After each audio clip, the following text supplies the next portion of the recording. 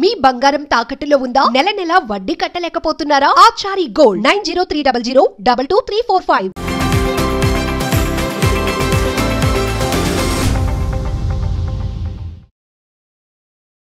నమస్తే, welcome to Magna TV. నేను Aditya. Power star Pawan Kalyan Harihara వీరమల్లుకి సంబంధించినటువంటి మూవీ డేట్ ఈ నెల 24న అఫీషియల్గా అనౌన్స్ అవ్వడం జరిగింది. But movie pre release event మీద ఇంకా స్పష్టత రాలేదు. ఫ్యాన్స్ లో ఆందోళన కనిపిస్తూనే ఉంది. మరి దీని గురించి పూర్తి వివరాలు తెలుసుకునే ప్రయత్నం చేద్దాం. ప్రస్తుతానికి మనతో పాటు ఉన్నారు టాలీవుడ్ ప్రముఖ నిర్మాత చిట్టిబాబు గారు. సార్తో మాట్లాడి మరిన్ని విషయాలు తెలుసుకుందాం. సార్ నమస్కారం. సార్ నమస్తే. AP deputy CM power star Pawan Kalyan Harihara Veeramallu cinema date ఎట్టకేలకు 24th కన్ఫర్మ్ అయింది, ఎన్నో వాయిదాల తర్వాత. But pre release event date మీద మాత్రం ఇంకా స్పష్టత రాలేదు. ఫ్యాన్స్ లో ఆందోళన అయితే చాలా స్పష్టంగా కనిపిస్తుంది. ఎందుకు ఆందోళన? ఎందుకు అంటే వాళ్ళు అభిమానించే హీరో వస్తుంది. ఎప్పుడు ప్రీ రిలీజ్ 24 రిలీజ్ అంటే 22 కూడా చేయొచ్చు కదా, 22 చేయొచ్చు, 23 చేయొచ్చు. ఇప్పుడే ఇంకా 10 రోజుల ముందే వాళ్ళు అరేంజ్మెంట్స్ చేసుకోవాలి. ఇవాళ Pavan Kalyan deputy chief minister కనుక వస్తే జనాలు కంట్రోలు ఇవన్నీ చాలా ఉన్నాయి. చాలా పొలిటికల్ యాంగిల్స్ ఉన్నాయి. ఇప్పుడు మిగతా వాళ్ళది మిగతా వాళ్ళకి మీటింగ్లు అంటే పర్మిషన్ లేవు, 50 కార్లు వెళ్ళాలి, 500 మంది రావాలని మరి ఆంక్షలు విధిస్తున్నాయి ప్రభుత్వం.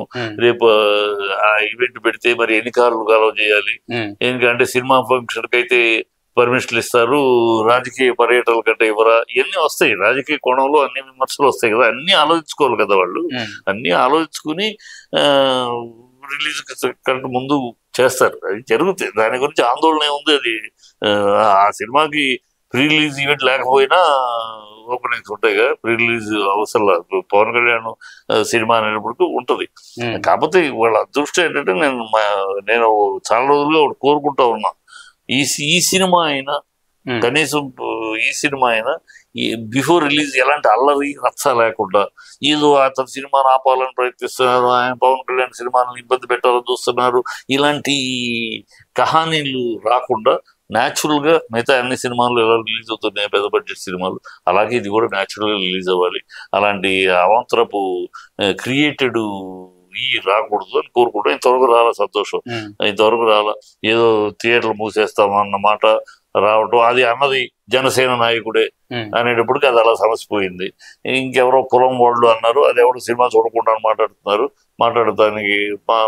సినిమా చూడకుండా నువ్వెవడో దాంట్లో అది తప్పు ఉంది, ఇది తప్పు ఉంది, హిస్టరీ తప్పు, హిస్టరీ ఎవరితో కదా నువ్వెవడో చెప్తా చూడకుండా నేను అలాంటి వాడు తిట్టావు. సో అది అట్లా రచ్చకాల ఏదో రచ్చ చేయటం అనేది, రచ్చ జరగటం అనేది పవన్ కళ్యాణ్ సినిమా అంటే రిలీజ్ ముందు ఏదో ఒక రచ్చ చేయటం అలవాటు అయిపోయింది. పెద్ద హ్యాబిట్ అయిపోయింది, అదొక ఫార్ములా లాగా అయిపోయింది. ఆయన సినిమా ముందు రచ్చ చేయటం అది ఈ సినిమాకి లేదు. ప్రశాంతంగా రిలీజ్ అయ్యే పరిస్థితి కనపడుతుంది యాజ్ ఆన్ టుడే.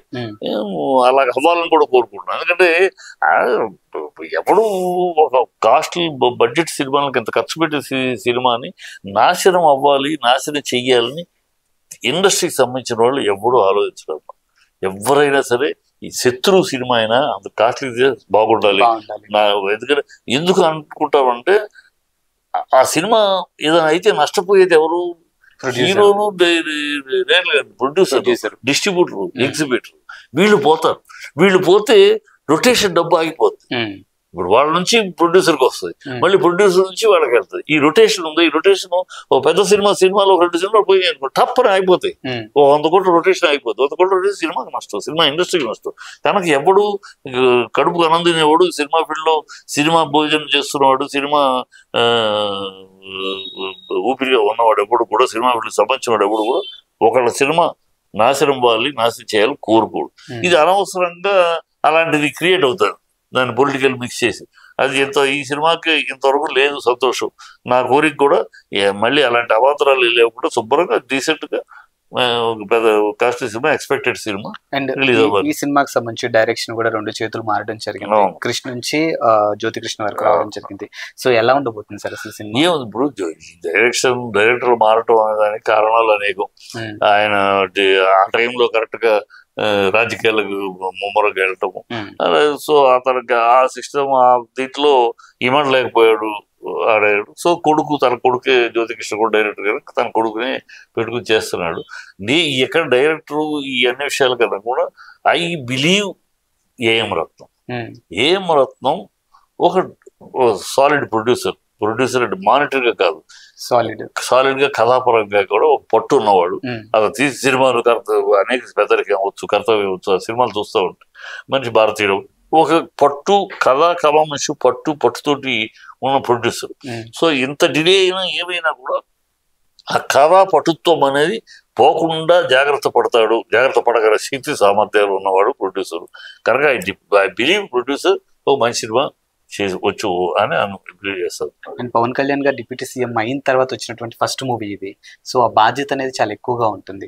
సో ఇది ఎంతవరకు క్యారీ చేసే అవకాశం ఉంటుంది సార్?